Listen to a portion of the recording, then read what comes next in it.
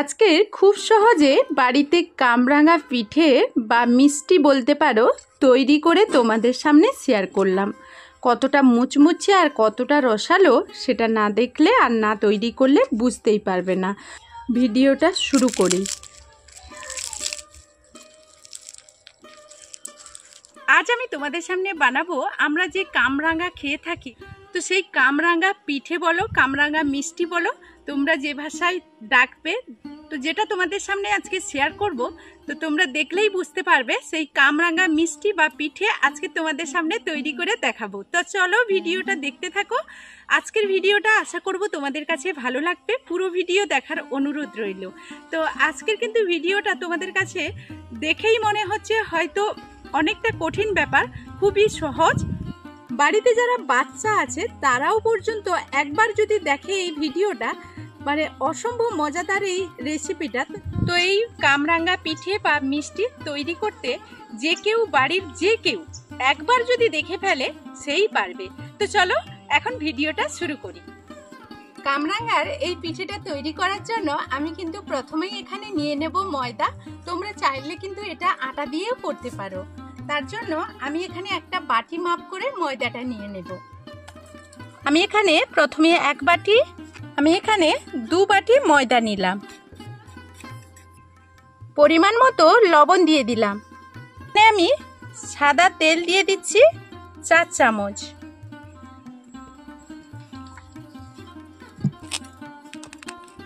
এই সবগুলো উপকরণ এখন খুব ভালোভাবে মিশিয়ে নেব।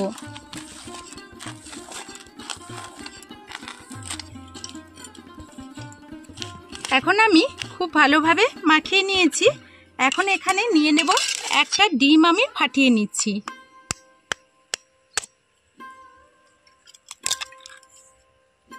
এখানে ডিমের কুসুমটা আমি নিয়ে নেব। কুসুমটা আমার পরে দরকার হবে, আর বাদবাকি ডিমের সাদা অংশ কিন্তু আমি এখানে দিয়ে দেব। এখন আমি খুব ভালোভাবে মাখিয়ে নেব।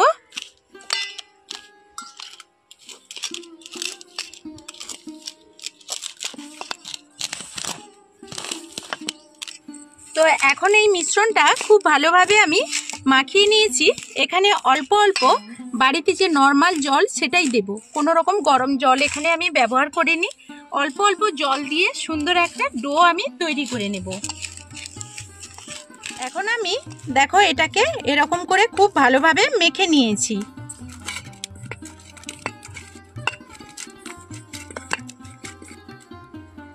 এই অবস্থায় এটাকে আমি 30 মিনিটের জন্য ঢাকনা দিয়ে রেখে দেব। তো 30 মিনিট পর আবারও তোমাদের সামনে ফিরে আসছি। তো এইদিকে আমার ময়দার মিশ্রণটা রেস্টে থাক, এদিকে আমি একটা চিনির শিরা তৈরি করে নেব। তার জন্য এক বাটি আমি চিনি নিয়ে নেব। এক বাটি চিনি দিয়ে দিচ্ছি।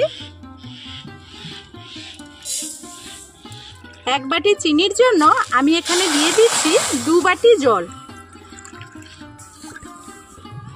তো এখানে আমার চিনিটা ফুটতে শুরু করেছে, আর এই চিনির শিরায় সুন্দর একটা ফ্লেভার আসার জন্য আমি কিন্তু এখানে দিয়ে দিচ্ছি 2টো এলাচ ফাটিয়ে। এখানে কিন্তু চিনির শিরাটা যে অনেক সময় ফোটাতে হবে তা কিন্তু নয়, এমনি একটা চিটচিটে ভাব চলে এলেই আমরা কিন্তু এই চিনির শিরাটাকে এক সাইডে সরিয়ে রেখে দেব। তো এখন আমি 30 মিনিট পর চলে এলাম, ঢাকনাটা খুলে নেব।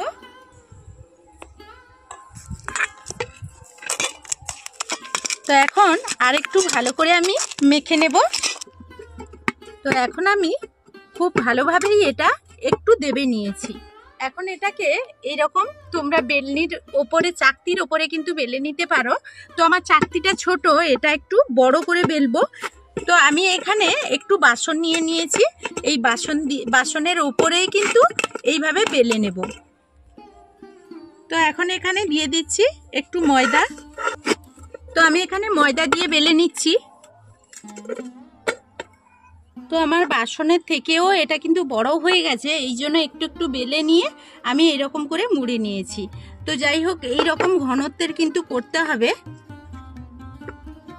এরপর আমি এটা কিন্তু একটু এইরকম কর্নফ্লাওয়ার ছড়িয়ে দেব।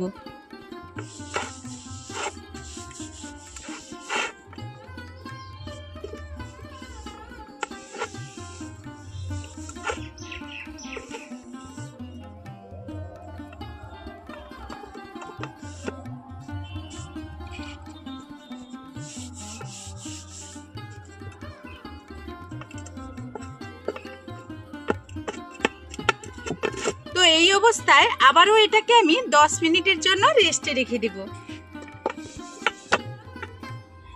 এখন আমি 10 মিনিট রেস্টে রাখার পর এটাকে খুলে নিচ্ছি। এখন এটাকে খুব ভালো করে বেলে নিচ্ছি। তো এখন আমি এইভাবে বেলে নেব, তবে খুব একটা মোটা নয়, আবার খুব একটা পাতলাও নয়। তো এইরকম আমি গ্লাস নিয়ে নিয়েছি, গ্লাস দিয়ে আমি কেটে নেব। তো দেখো একেবারে কিন্তু পাতলা করে নি, আবার একেবারে মোটাও করে নি।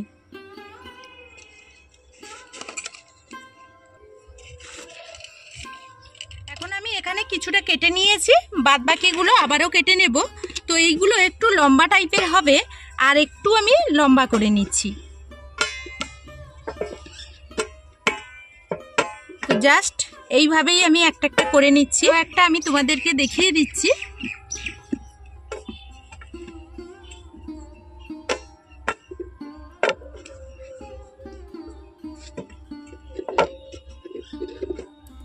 তো এখন আমি এখানে একটা নিয়ে নিচ্ছি।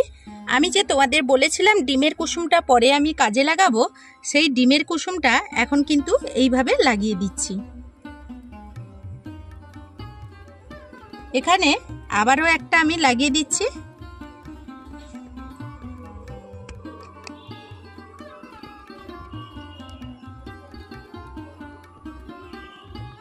ঠিক একইভাবে আবারও একটা এইভাবে উপর দিয়ে দিচ্ছি।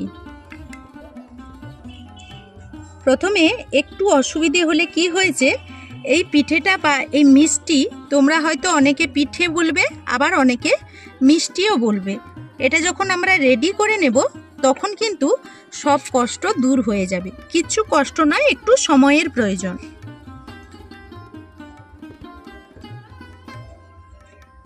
এই মাছ বরাবর এইভাবে কিন্তু একটু চেপে দিতে হবে।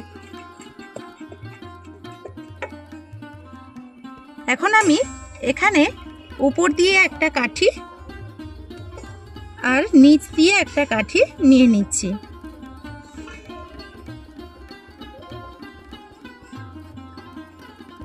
এখন সুতো দিয়ে খুব ভালো করে কিন্তু বেঁধে দিতে হবে এটাকে।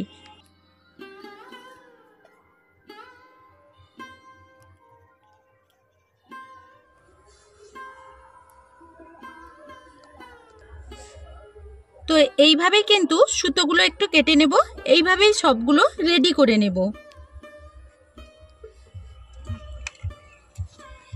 তো বন্ধুরা এখন কিন্তু আমি দেখো সব কিছু রেডি করে নিয়েছি, কয়েকটা রেডি করে নিয়েছি। এখন কিন্তু আমি এটাকে তৈরি করে নেব। বাদ বাকিগুলো আমি এক সাইডে রেখেছি, ওগুলো পরে করে নেব। এইদিকে দেখো একটা কড়াই বসিয়ে দিয়েছি, কড়াইয়ের মধ্যে দিয়ে দিচ্ছি বেশ কিছুটা সাদা তেল। তো এখন তেলটা মোটামুটি গরম করে নিয়েছি। এই অবস্থায় একটা কিন্তু আমি ছেড়ে দেব। প্রথমে একটা ছেড়ে আমি দেখব।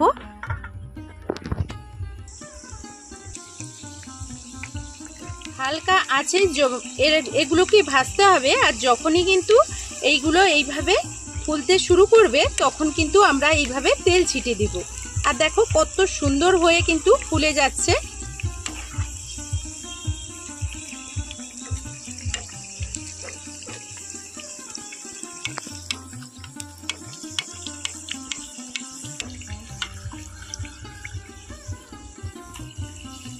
তো এইভাবে আমি একটা কিন্তু আমার এটা ভাজা হয়ে গেছে, এটা আমি এইভাবে তুলে নেব।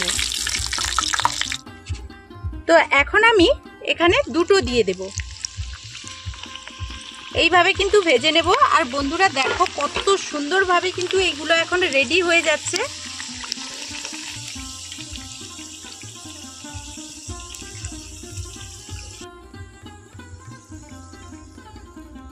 তো এইভাবে আমি দেখো সবগুলো রেডি করে নিয়েছি। আর এখন দেখো এইগুলোকে সুতো খুলে নেব, আর খুলে এগুলো কিন্তু খুব সহজে বেরিয়ে চলে আসবে। এগুলো কিন্তু বের করে নেব।